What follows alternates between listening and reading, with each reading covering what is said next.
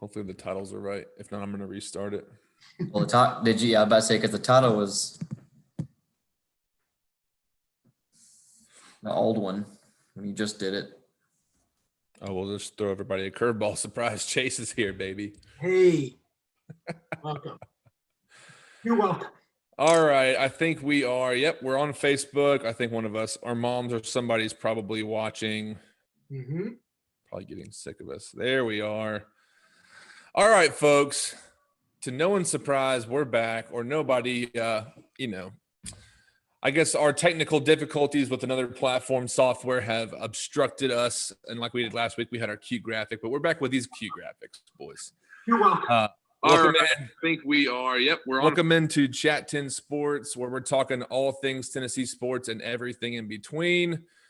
And I'm joined by Zach Brooks and Chase Green here, breaking down episodes 7 and 8 of. I just heard myself if one of y'all was listening to the broadcast. 7 or 8 of ESPN's 10-part documentary series, The Last Dance. Guys, I'm shocked it's already 2 episodes out from being completed.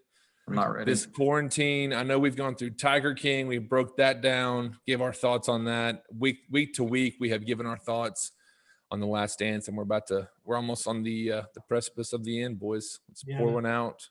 Raise your claws if you're drinking one, boys. I got sweet tea, but I'll cheers to Milo's. Yeah.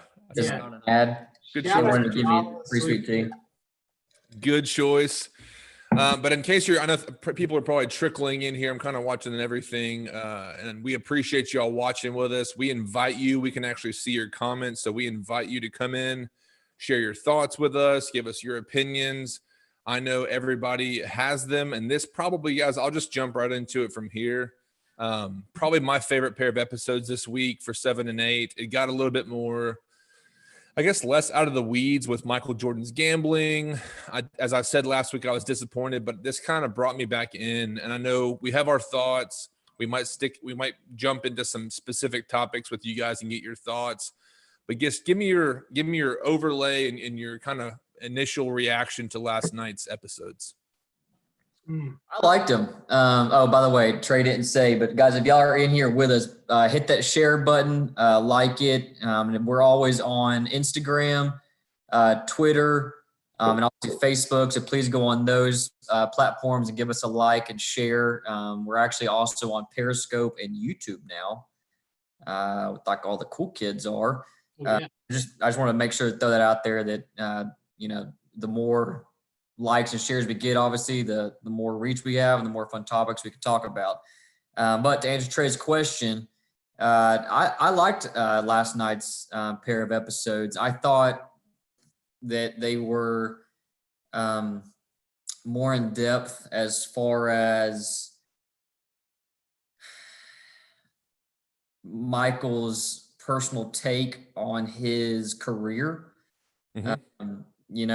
I think I've said a few times in these recaps, I was curious as to why these were released now. Was there a reason that Michael wanted to, or the producers wanted to do that?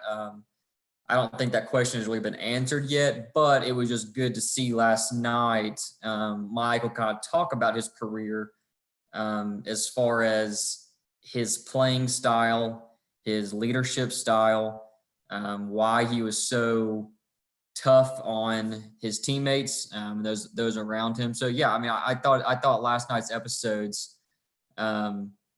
were I'm not sure I could say they were my favorite, because there wasn't it was more of like you were just watching a regular documentary, not an MJ documentary. I didn't really feel like that it went into just completely glorifying him at all standpoints. And another thing that I kept thinking about last night, this was probably my least favorite week with the time jumps. I really didn't think the time jumps were well done last night.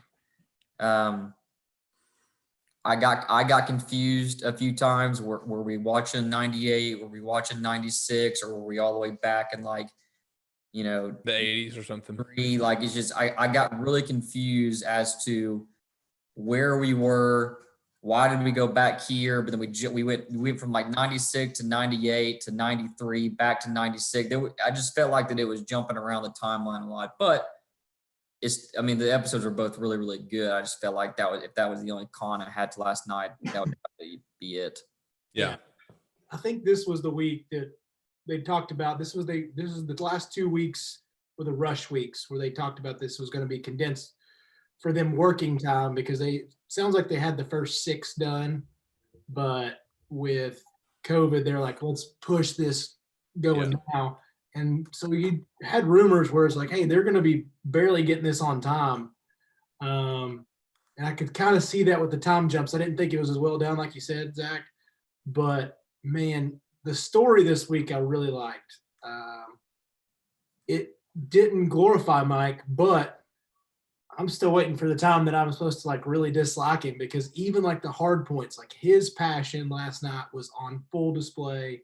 Mm-hmm. How much he relished in every moment when it comes down to his competitiveness and him pushing people, and what he did last night, like showing the guys he pushes. And I know they didn't show it all, but he pushed some people to the brink to get off the team completely. But last night it showed like, yeah, I look what I'm doing. I'm winning. You're not. Yeah. So that was it. It was really cool to see like how far he goes with competition, especially on the court, because we kind of watched the fun games and like his best friends being the security guards. But last night you got to see it on the floor and how intense it was. And whew. Yeah, and I think for the early, 93, 94 season where, obviously his dad passes, the retirement, that whole beginning of, I think, episode 7, I'm not a huge conspiracy theorist guy, but they did ask the question as far as if his dad's death had anything to do with his gambling, and if his retirement had anything to do with, any potential suspension coming from David Stern in the NBA, which I thought was bogus. But there are times where it's not completely irrational to think that something could have gone haywire. However, I think his dad, we're talking to like some, conspiracy theorists, Dateline NBC type of murder story, if that's the case, of how crazy and especially with someone like Michael Jordan of that stature. But yeah, for that whole situation to go down the way it did, obviously, I think, and we all know, obviously we watched it, but just even before that, knowing of how close he was with his dad, that was something that obviously everybody I know was talking about, and it hit home with them. But that's something, do you guys think, just, this might be, complete conspiracy, but do you think there was any tie to gambling with his dad's passing and his retirement? No, 100% no. And I thought it was extremely cheap that the media did that. Yeah. It just, you have someone who you clearly know they were close. Obviously James was behind every single championship or major win. He was right there with Michael. They noted that in the documentary. And it just is ridiculous that the media felt like that was okay territory to put that in the news. I thought that, really just journalism was stupid, more so in today's times, just with all this, ridiculous documentaries and articles that come out. But clearly, it was just as prevalent back then. I was just shaking my head for 10 minutes when they were just talking about that. I'm like, I can't even believe that these were stories that Michael had to read in the headlines or answer questions about, because they were asking them questions after that at every single press conference. Yeah. For an extended period of time. It's just the fact that he has to address that is just so cheap to me. I don't think there's any truth to it. I don't think there's any connection to it. I felt like that the media and some tinfoil hat diehard fans were just grasping at reasons as to why all this was happening. Why is he retiring? Why does his father get killed? And they're grasping at the fact that they can't just live with the fact that the man doesn't want to play anymore. Yeah. And so they're just grasping at straws as to why he has retired. And I just felt like that was just such a cheap way It's clickbait. It was 80s and 90s clickbait. Yeah. That was. It was very early internet too, and it was mostly people that have went after Mike his whole career. They wanted to bring him down. Like it was a lot of New York Times, Boston Globes, people that are very, very tired of seeing Mike be portrayed in a way because he wasn't the best dude in the world. So they wanted to expose that in any way possible, but it was such a cheap shot. And I know there was no Ahmad Rashad. There were none of those guys that would ever cross those lines because they were close to him.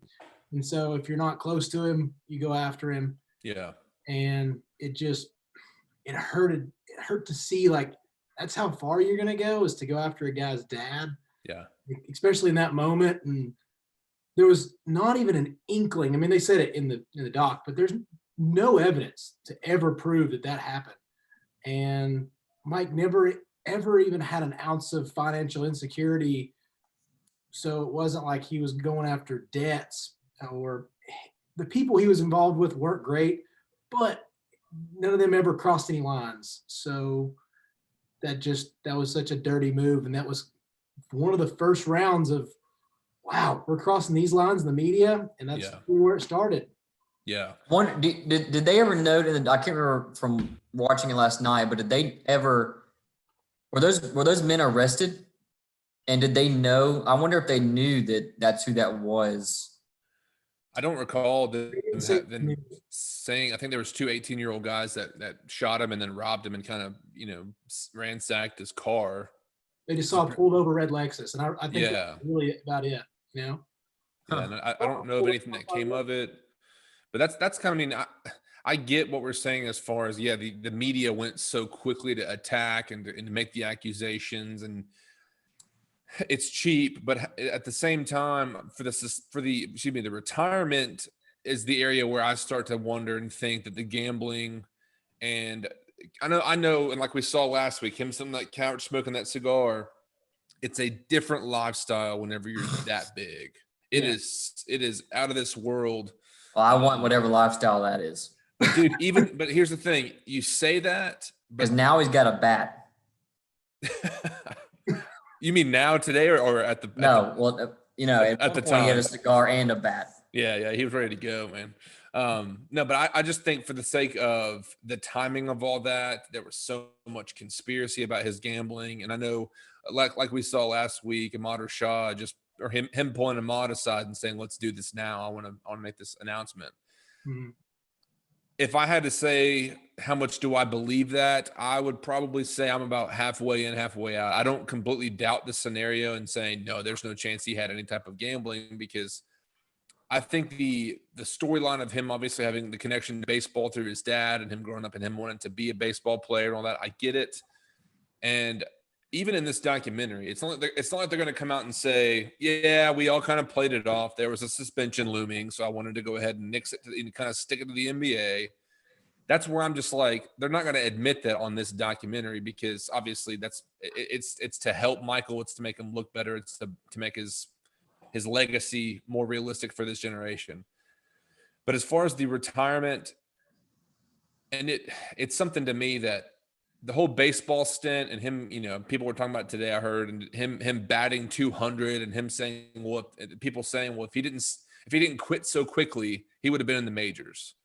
And I have a very strong doubt of that, because I just think it's a quick hop, skip, and a jump over a suspension or something, and then all of a sudden he's basically right back into the league once the MLB strike happens. Yeah. Well, they even said they put him in Double-A solely because they didn't have enough media room. Right. And Single A.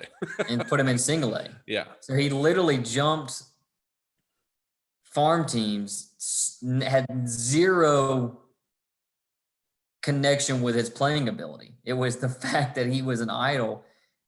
And I mean, I wonder, think about if you're playing on that Birmingham team and they're like, hey, guys, Michael is coming.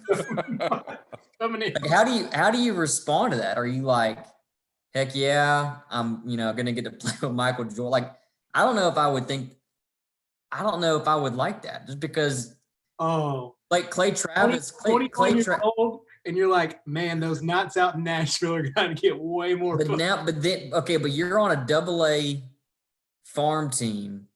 Your chances of getting called up, are probably dwindling by the day. Right.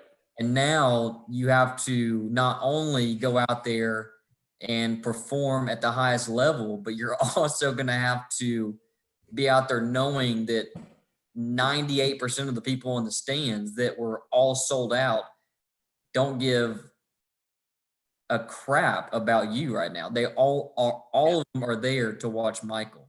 Yeah. Mm-hmm. So it's just, you're like, okay, why am I even going out here? What am I going to do? Clay Travis tweeted about it last night saying he remembers seeing him. Oh, I saw him in Nashville at the Nashville Sounds. Oh, you did? Yeah. See, and he said it was like a, World Series scene. Oh, dude. That everywhere I went. I'm trying to get better and move up. Yeah. Fun fact, his first game was against the Chattanooga Lookouts. Hey. Yeah. It all ties back to the Nooga, baby. Shout out to my roommate, JJ Hill, but we couldn't find a game log for it today. I wanted to see, we know he got the hit, but right. I was trying to find, was he 1 for 4, 4 Yeah. outs, 1 for 3 outs? He had a hit. Yeah, was it just that one hit? Because there wasn't a lot of slugging percentage going on with that boy. There wasn't a lot of power early on. He got better. Yeah. We're talking about the guy with maybe the greatest body control of all time in sports. It's just Mike. It's just freakish what he does. Everything athletically was perfect when he played basketball. So I was like, I get it. He translated in some ways. But, it was really strange to go back on the suspension. What do y'all think about?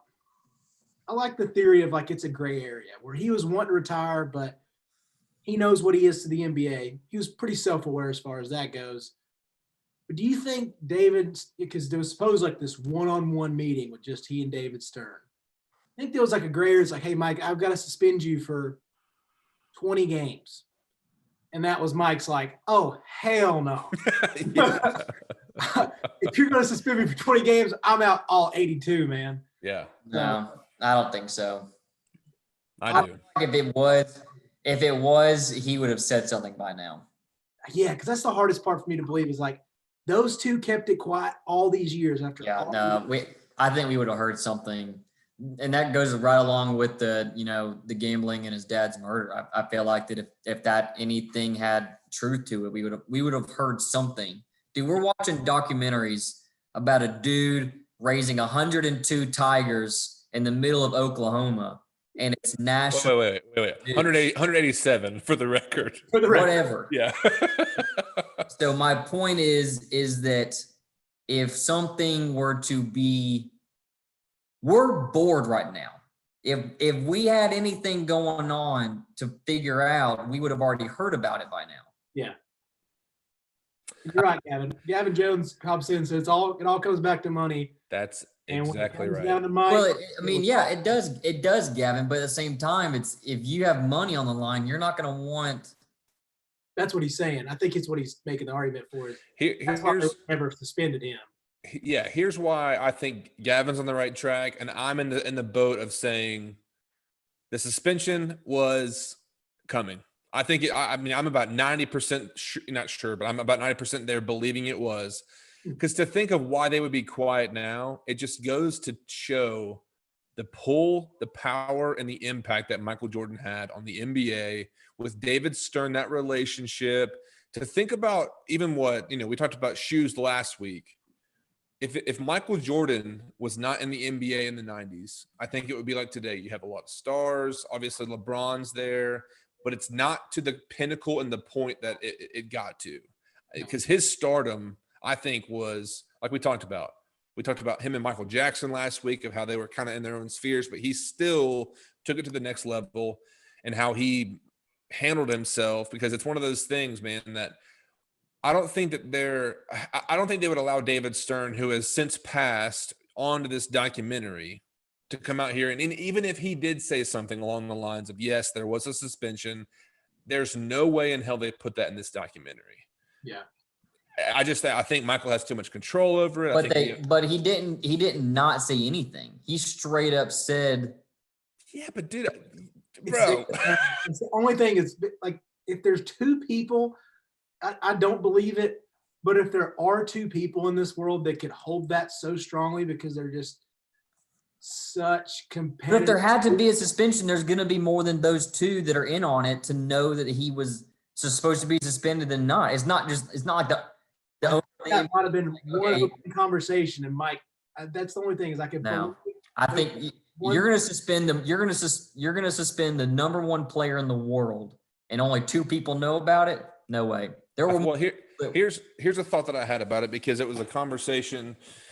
I heard the midday 180 happen today, and I think potentially, and this is I couldn't take this to court and stand on and make an accusation or anything like that. Obviously, Michael and his dad were close.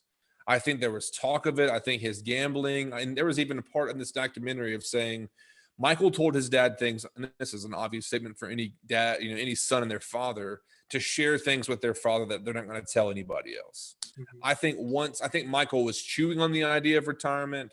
I think he might have known, he might have told his dad about some looming suspension incoming because of the gambling. Who knows?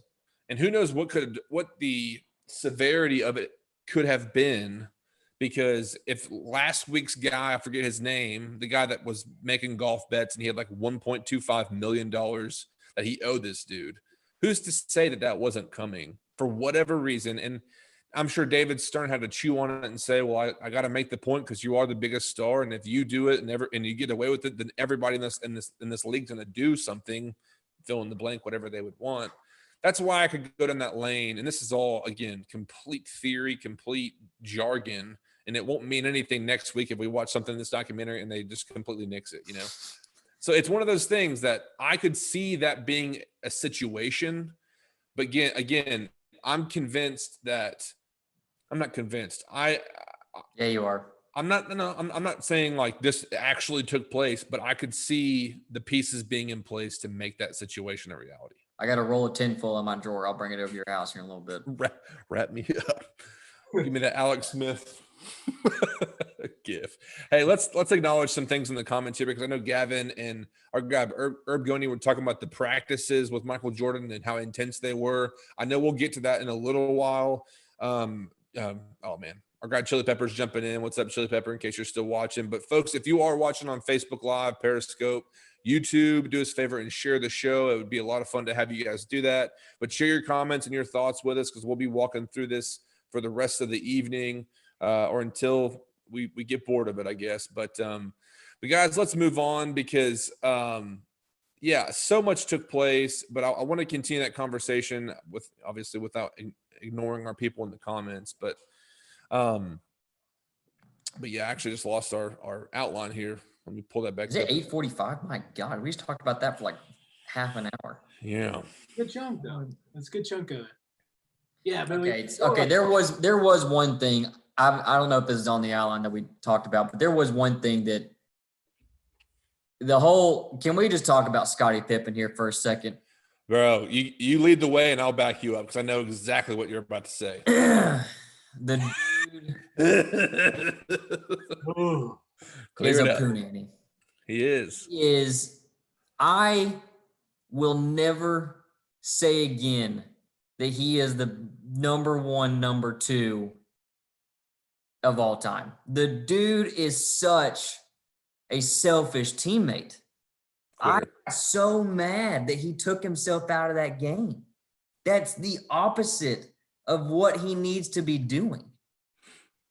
I was shocked. And then he doubled down on it and said if he could go back and have to do it over again, he would. Yeah. Knowing that he has no idea if he makes that shot, but he knows that Tony is. Yeah. And so the fact that he's still that bitter and that self-absorbed to say, I know that the shot is going to go in. The shot is going to be made, but I'm still going to be pissed and take myself out of the game. That is such a selfish decision. And I'm just adding this on with the, I'm adding this on with the contract negotiations, series. It's just all of this is starting to pile up. And I'm like, yes, the dude was a floor general.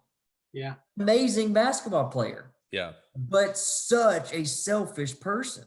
And clearly still is. Oh man, I got so heated when that part of the documentary aired. Because I'm just like, how do you in that instance, how do you take yourself out of the game? That's where, and they said this in the documentary, that is the epitome of making yourself bigger than the game. Yeah. Because he knew, or he knows now, that the shot goes in and they win the game, and he would still go back and sit himself out. I completely disagree with that, and I feel like it is extremely selfish on his part. For sure. Probably the worst move I've ever seen in sports. I kind of heard a rumor. To be honest, I didn't really know about that. I heard, well, there was this one time Scotty, and I was like, who would really do that? Like, that's movie bull crap. But it actually happened, and I realized that was the Kukoc shot, because I'd seen that shot before. But I was like, I didn't know Scotty wasn't on the floor during that shot. I guess I just, you're just not paying attention. You just watch Bulls highlights every once in a while, and like, oh, Tony Kukoc did something good in the closing minute. Good for him. But yeah, I didn't know Scotty wasn't on the floor. I guess I just wasn't paying attention. And then, I mean, that's his moment. Yeah. To be Michael Jordan. Yeah. Yeah. That's his moment. And he takes himself out of the game. Yeah. And Scotty had so many big moments, like throughout his career, even that year. But that's such an overshadow of anything else good that he does. And Steve Kerr even said in the documentary, he said that when Michael left, they said, what was the team like after that? And he said, it was great. We had a great time. But he goes, it was a different type of leadership. Michael just bullied people up and down the court, and Scotty was the leader who came up behind you, put his arm around your shoulder and says, it's going to be okay. We'll get it the next time. Yeah. That is the total opposite of what he displayed. Yeah. I know that, in the moment, I understand that emotions get high. You're like, this is my shot. I'm making this shot. Yeah. But, I keep harping on this, and I'll shut up, but knowing what happened and still saying to this day that I would go back and do the same thing, it just shows me just how selfish of a player he really was. No one affected the rest of the team. And Bill Cartwright crying in the locker room. Yeah, and see, I think him saying, does he regret the way that it went down is completely wiped out by the fact that he's sitting here saying it, and now would do it again. I think it's just complete. It's the same thing that Isaiah Thomas did, 2 weeks ago, where he's, Michael Jordan called out exactly what he was going to do in this apology or whatever. It still might be one of the best things that came out of this documentary. Well, I don't know. We'll get to it later, but Michael laughing at Gary Payton was pretty awesome for the sake of gifts and reactions. But to me, yeah, this whole series, like Zach said, I mean, piling on from the contract, from even the shots of him with his shoe up at the camera and he's pointing at the jump man at the bottom of the shoe. Like, I think Scotty knew what he was without Michael. And he knew, obviously, it's probably the play on the hype of the situation, but even cutting to shots of Michael as the baseball player, MJ as the baseball player, watching this team and him saying, I'm just a fan. It's like, bro, that's why, even just not to go back completely, but just to point back, like, there was some sticky stuff happening with this whole suspension retirement situation, or I should say retirement and potential suspension situation. But to me, it's just, I think Scotty, not that he knew that situation. I just think Scotty, yeah. I know I've said I've been disappointed by Michael. And even this week of him talking about how he was just hounding guys at practice, and Steve Kerr talked about the dynamic in a practice or what the vibe was like in the locker room. Like, Michael dominated that entire situation for those players. And even watching the other guys, I forget what their names were, Wellington, maybe Bill Wellington. Yeah. But just talking, like, when Michael showed back up, he said, jump on my cape and let's go, that just to tell you how he thought about himself. But it's one of those things that Scottie Pippen, obviously, is not Michael Jordan, but even to think through you're almost assuming that you're going to have that final shot and not get it and then just basically take your ball and go home. It's like, Scotty, sorry, dude, your legacy. And MJ said it. He'll never live that down. That will always be something on his legacy, I guess, a blemish on his legacy. But speaking of, so going along with Michael Jordan, how he's hounding people, do y'all feel like he regrets how he played? You know, the kind of the emotional side at the very end, had the tear running down his face. You think he regrets the way that he treated people and the way he played, or do you feel like that at the, because he also said, winning has a price, which I totally agree with, and it kind of took away some of the feelings I've thought about, that I felt like he was being too harsh on people. It was like, yeah, I mean, I've never won an NBA championship, so I don't know what I would act like in those locker rooms. So, I mean, maybe, once you get to that point, it does have a price. What do y'all think? Do y'all think that he was too hard, or he did it right, and, the results speak for themselves? What do you think, Chase? I'm kind of like, I'm on the results speak for themselves train, because I'm with you. I don't think I would enjoy it until I realize I have 6 NBA rings. And I'm like, oh, yeah, it worked. And yeah, it's probably not the most ideal thing. It's not romanticizing. It's not any of that stuff. It seems like you want it to be the nice guy, which there's not a lot of really great nice guys, maybe outside of like Wayne Gretzky. I mean, Peyton Manning comes to mind. Yeah, but Peyton didn't. Dude, Peyton was rough on people. But he wasn't MJ rough. No, like he was, but he was. But there are players that have said that he was not a nice dude on the field. Yeah. Yeah. But now, like, I know everybody talks about Gretzky was just the most wonderful human being. So like, he's about the only one. But Tom's pretty hard on people. And you're talking about GOATs their sport, and I love Peyton. I'm an advocate for Peyton Manning in that top 3 QB conversation, but he didn't dominate. He got beat because maybe part of it was he was so elite talent-wise, but he wasn't Mike's tenacity, which nobody is. And I also feel like Mike was pretty hard on people, but they're going to show the harsher sides. But he brought everybody together, because that fight with, I know we're going to talk about with Steve Kerr, that brought them back together. And Steve said, it's like, hey, you know what? Somebody bucked up to him.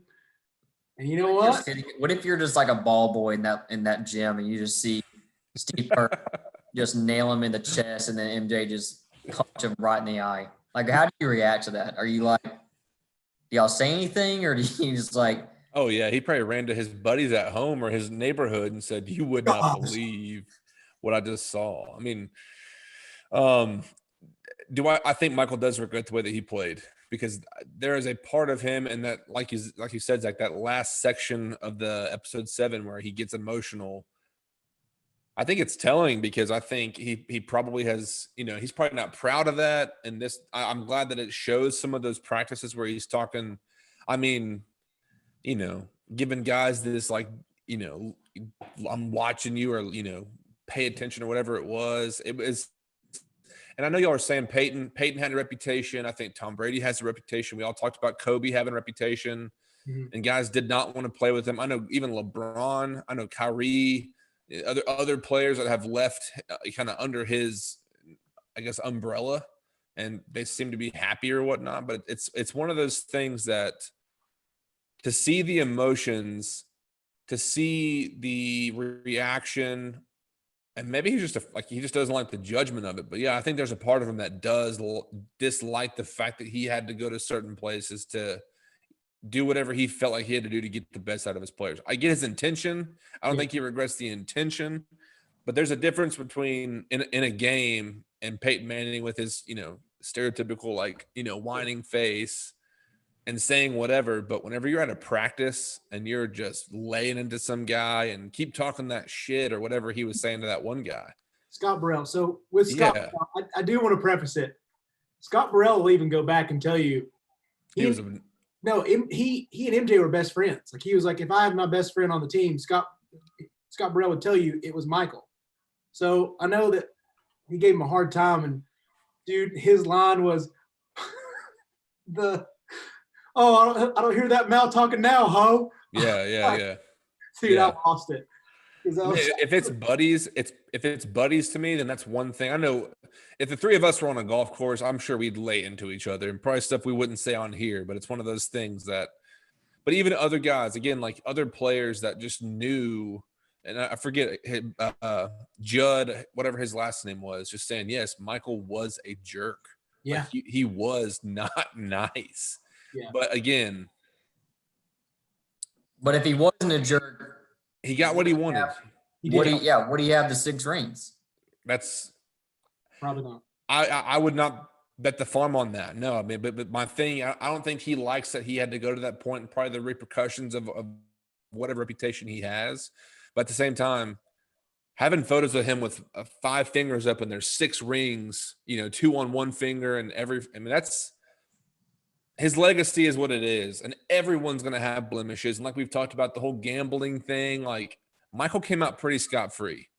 But again, we're sitting here watching this talking about Scottie Pippen and how much of a bum he kind of showed himself to be by quitting on his team.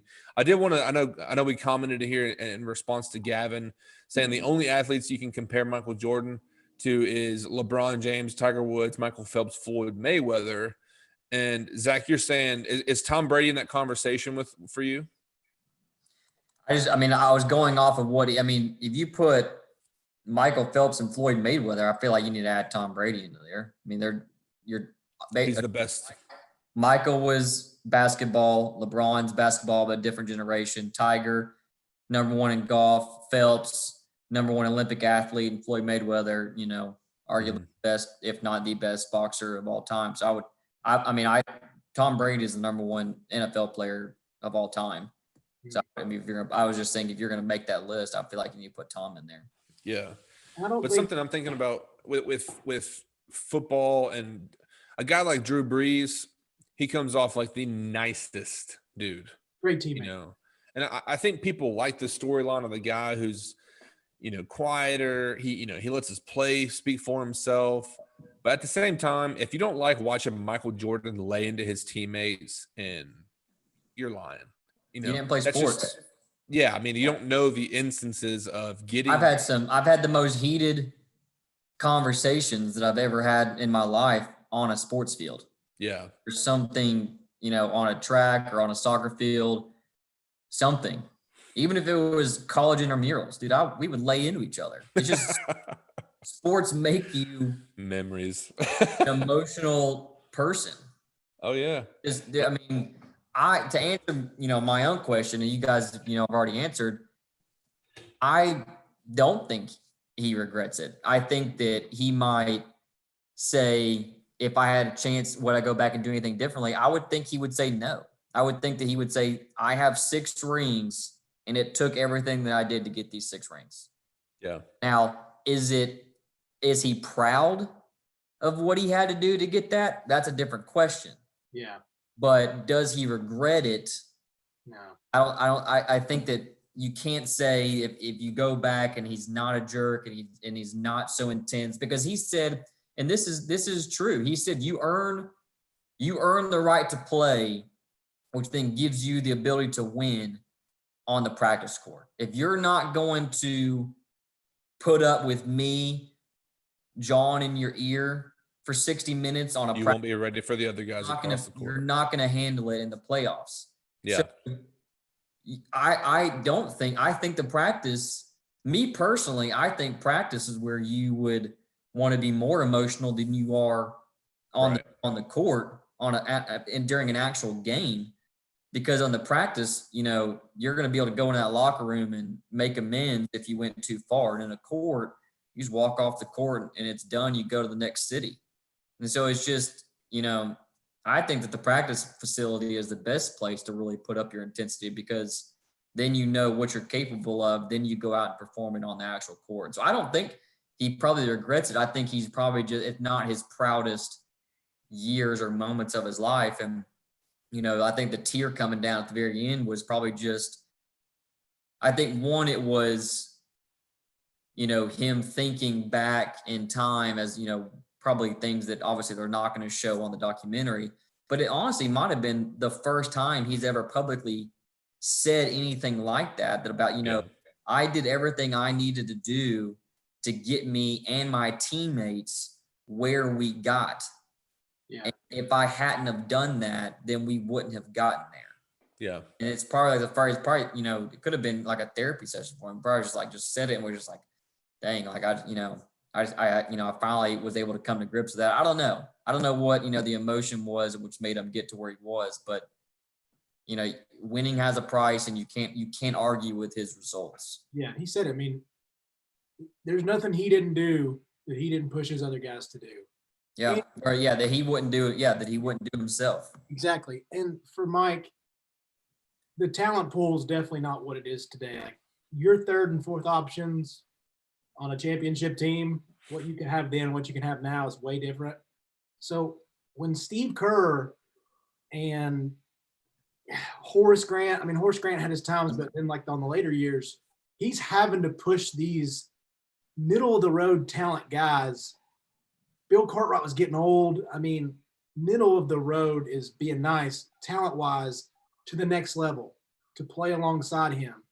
I mean, Scotty loved it. I think by the end of it, I think Scotty became in a comfort zone with Mike where I know what he's going to do. I know how he's going to just brutalize some of these guys. And you have to build that toughness. Like you're saying in game, you're talking about one of the greatest trash talk eras ever, if not the best. So with him going at these guys during practice to grow them, to make Steve Kerr what he is today, to bring along guys that were average to below average talent-wise to championship competitors. I mean, I hate to trash those guys, but dang, man, Kukoc had some rough playoff stretches, guys. Rough. But then he hits a big shot when Jordan's out that season. So I think he needed it. I think he needed it for that group. But Gavin, I love Dennis Rodman. I was about to say something about it. Listen, my man. Absolute chaos towards the latter half of his career. And he was a great rebounder and a limited offensive player. Limited, to be kind. And he was just getting to be so much at that point that it gets a little frustrating. And I don't know if they're going to show much of that, but his Mormon comments against Utah and all that stuff, he just gets really weird, and off the court stuff aside, I mean, we talked about just his defensive ability. They talked about when Horace Grant went to the Magic, he went up and they had to find that guy to bring the pressure, and Rodman did that. Where he was, I mean, we talked about his rebounds or whatever, the stats that he broke. I mean, he didn't break records, but he was just setting the tone defensively that I think, and I know just the conversation that we've had in the last weeks, we've talked about a lot with this team. I know we've gotten some questions as far as Phil Jackson and Michael and what the success rate would be if Phil wasn't there. That's I think we've already talked about that, but it's just something to me that for the talent he did have, I agree with Chase, but I think Rodman did bring that level. And I think, it's very much true what you're saying. There was guys that we probably wouldn't know if they didn't play with Michael Jordan. Yeah. And it is a testament to Mike. And even like they were saying, before he came back, or I guess when he did come back from his baseball stint, he was rusty at first. It was wearing 45, then he swapped to 23, and it was just right back into. They were a great team when he came back. Yeah. But I think the talent, like you're saying, I agree with you, but there are quite a few different things that we only talk about. Speaking of that Seattle Seahawks, rest in peace to the franchise. Sonics. But the Seattle Sonics. Russell Wilson did not play. I'm telling Russell Wilson on you. I'm sorry, bros. But hey, yes, Supersonics. I remember obviously they moved to OKC, but it was one of those things. It was nice to see the old throwback NBA with even the pinstripe magic. They look at the Yankees out there for, if you look up closely at their uniforms. But let's get your thoughts on the glove, the conversation between Mike, the play, and I guess, the smack talk between obviously the two of them. Let me ask you guys this, because Gary Payton has the reputation as the glove. He's playing so tight on you can basically be the glove, whatever. Who got the best in that matchup, do y'all think? Michael. Not thinking about the documentary, because I was trying to catch myself of thinking, oh, Michael's laughing at him. Michael's right. But it's easy for Mike to have on his own documentary to say he didn't impact me at all. But if he's getting physical with Michael, we obviously saw with what the Pistons, they beat the hell out of him. He played physical ball with MJ. Who got the best? I mean, who got the best was Michael. They won. But is it fair to say that Gary Payton didn't, mess with Michael's head in the slightest? That's just a bold-faced lie. He's just too prideful to admit that. I mean, he said several times in this documentary that he, wanted to prove to anybody who, questioned his ability or, talked about, are they better? Can they stack up to him? And he's like, hell no, I'm going to prove to you that you have he keeps saying that they're in the same conversation or at the same level. And he just completely disproves that every single time. And I think that it's a lie to say that Gary Payton didn't, affect him in the least bit. Yeah.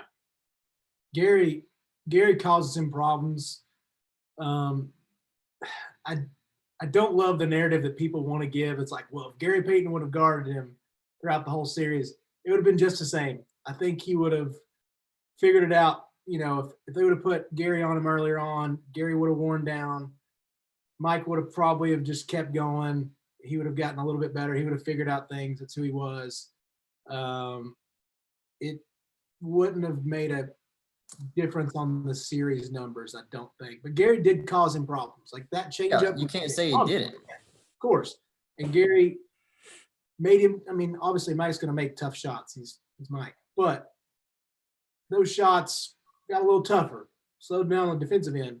The thing about what hurts the most they didn't show, which obviously it's not a part of the narrative, Sean Kemp owned that series. That's what brought them back. And then Ron Harper was out game 4 and 5.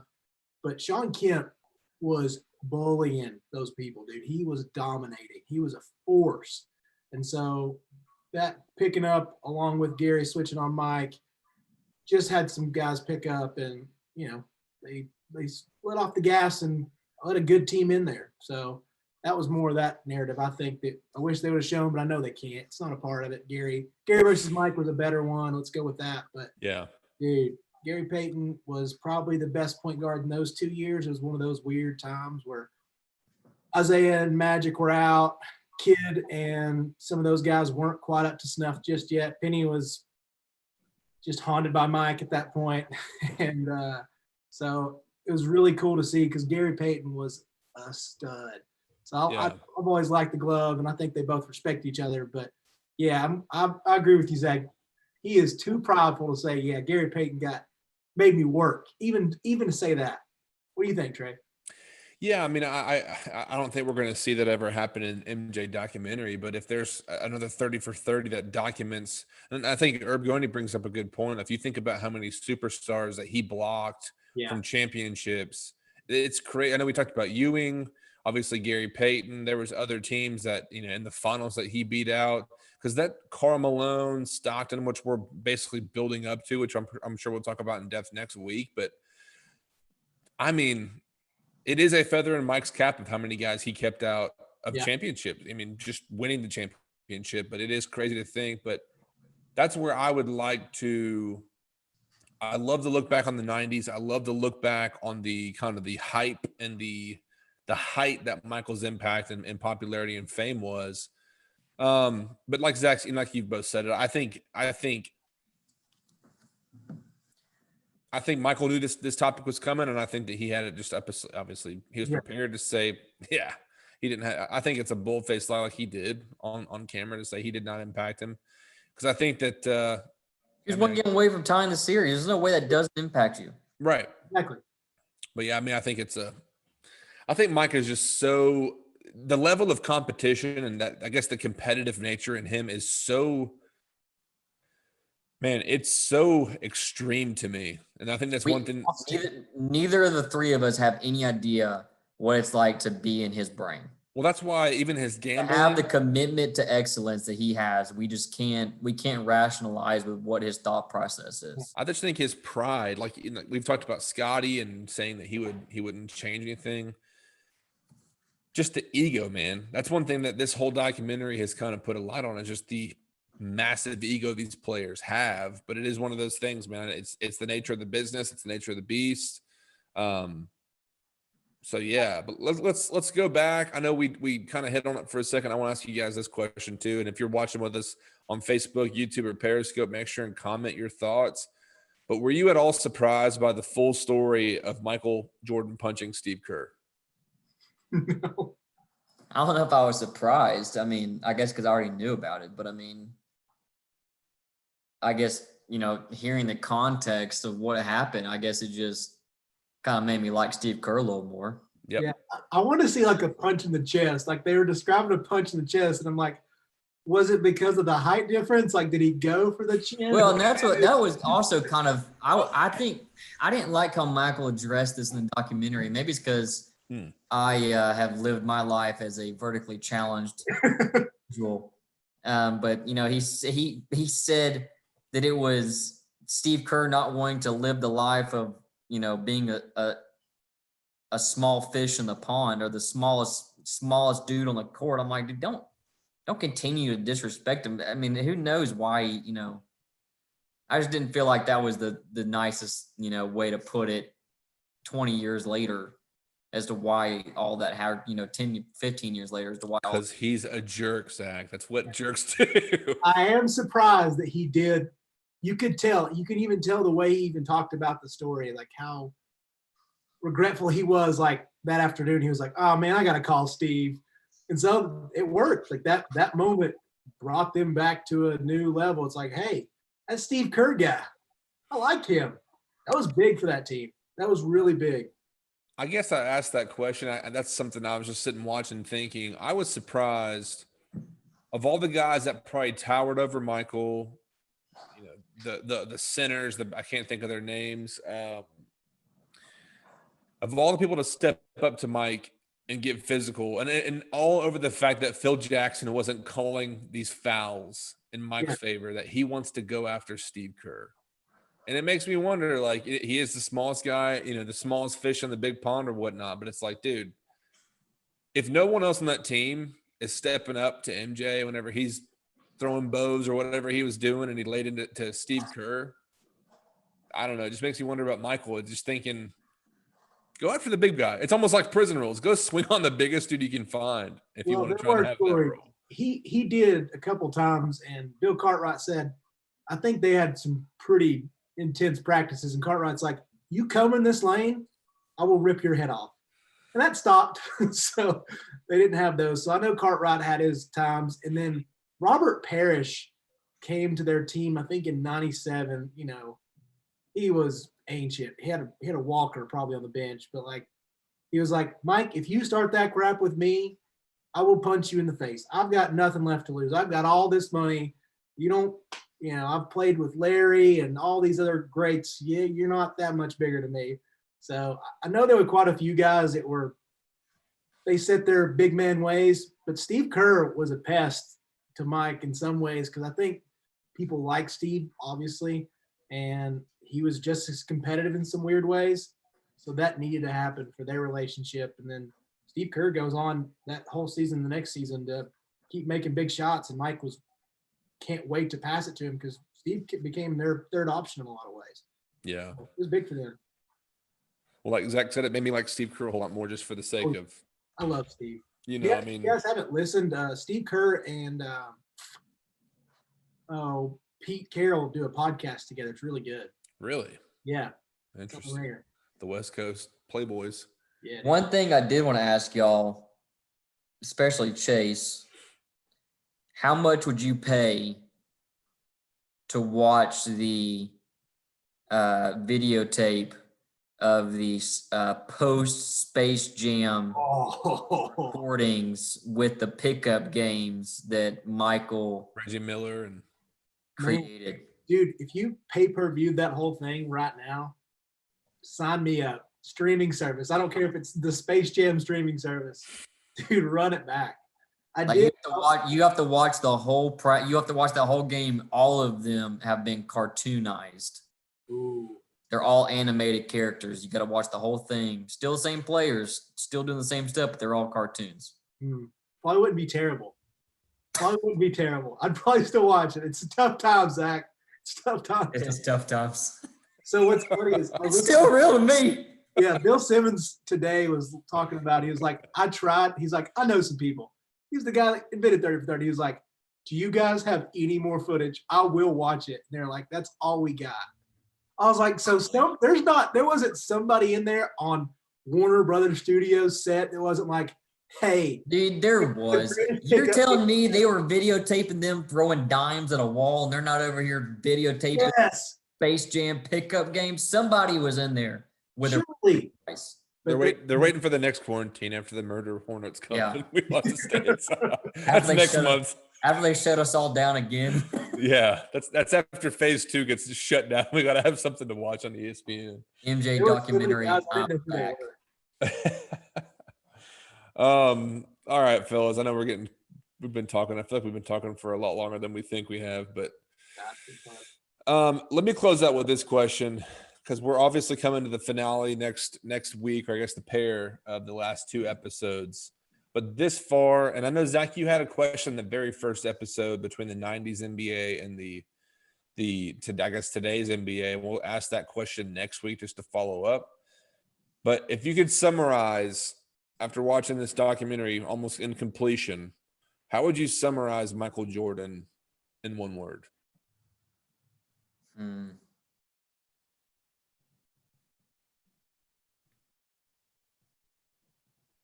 I can't think of any words that aren't super cheesy. Just give us one, then you can have a mulligan. Relentless. Jackhammer. Like, just literally stops at nothing. What do you think, Chase? Yeah. Anti-hero. What is it? Anti-hero? Anti-hero. He might have been the first. Anti-hero. He's the good guy who has to get there in a bad way. Or I think he's the bad guy you don't want to like, but you do. In a lot of ways, you're like, all right, he's the hero we need. Let's do it. What about you, Chase or Trace? Yeah, I mean, there's like competitor. There's. I always think, determined. Because I mean, like I said, like his level of competition.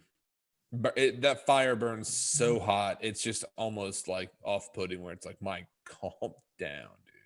But he can't.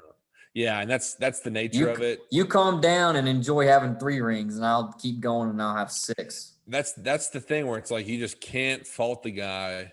And like I said, I mean, it might have been some of the the nostalgia of watching all this stuff happen as a kid and Space Jam, and I remember, the McDonald's, glasses, they popped up on Twitter like last 2 weeks ago, where it's like the whole line of the dream team. Like, I remember us growing up and watching all that happen. But I mean, the word for me is legend. Like, he is just, I mean, there's some stories, I remember for all those who have Netflix, obviously everybody, but Shazam or Kazam with Shaq. No, it's on Disney Plus, excuse me. Yeah. But I remember whenever we were all kids on the SNES, the Super Nintendo, he had his own video game. And it's like he could do anything, all his superpowers. And it's like that guy will always have that legend type of status where he is just Michael Jordan. Like that's a brand. It's a name. It carries so much weight. But the dude, love him or hate him, like I don't think my opinion has changed too much of him, because I know that it requires so much of people like that. Because again, is he proud of those moments? Probably not. But at the same time, it just requires that. It just requires that work ethic. And he didn't, like we said, he did not ask anybody else to do something he wasn't willing to do himself. And that's where I just think it's like, and like Herb Goney talked about a second ago, the guys that he kept out of championships, and winning championships. It's just unreal. Yeah. To add on to your legendary status, I've never seen anybody walk into a room of superstars. When they showed that All-Star game and how they looked up to Mike, I mean, we're talking about star power everywhere, and they looked at Mike like he was the second coming, man. It really was, and that's something I've never seen, and that's another piece of his GOAT puzzle. Yeah. It's to me, that superstardom is Tiger Woods, Mike, and probably Muhammad Ali as far as taking it to that next level of fame and idolization. Those two are just different. Yeah, for sure. All right, fellas. Well, for all those watching, and thank you so much for being with us. We really appreciate your comments and interaction. It's a whole lot more fun whenever we have some good thoughts to bounce off of. And for all those listening, I know we'll be uploading this audio to our podcast feed. You can find it everywhere: Apple Podcasts, Spotify, Stitcher, Anchor.fm is our platform. So you can go there and find all of our database, or I guess our available platforms. So there's some that I don't even know that we're on, Radio Public or something, stuff like that you don't think about. But also, in case you're in Chattanooga, Tennessee, go check out our friends at Parkway Poorhouse. They're back open for curbside takeout with they had their coronavirus menu, but now they're back with their full menu, which again, we talk about it every single week, but their food is fantastic. Check out parkwaypoorhouse.com to find their contact information and get yours today. But fellas, another one in the books, man. Like I said, one more. We got one more but there's some good docs coming up though. I saw there was a WWE about the Undertaker. Dude, y'all can have that all you want. I'm out of one. I'm not WWE is. Dude, I don't know, the home run challenge basically between McGuire and Sosa. That's gonna be. Oh yeah, and Bruce Lee. They were. Oh, the Bruce Lee one, yeah. Yeah, dude. Yeah, we won't. I mean, I'm not saying we're married to the WWE, but I'll watch it every now. I'll watch it. But all right, fellas. Again, thanks everyone for watching. Check us out at chat10sports.com for more information, and we will see you all next week. See you guys.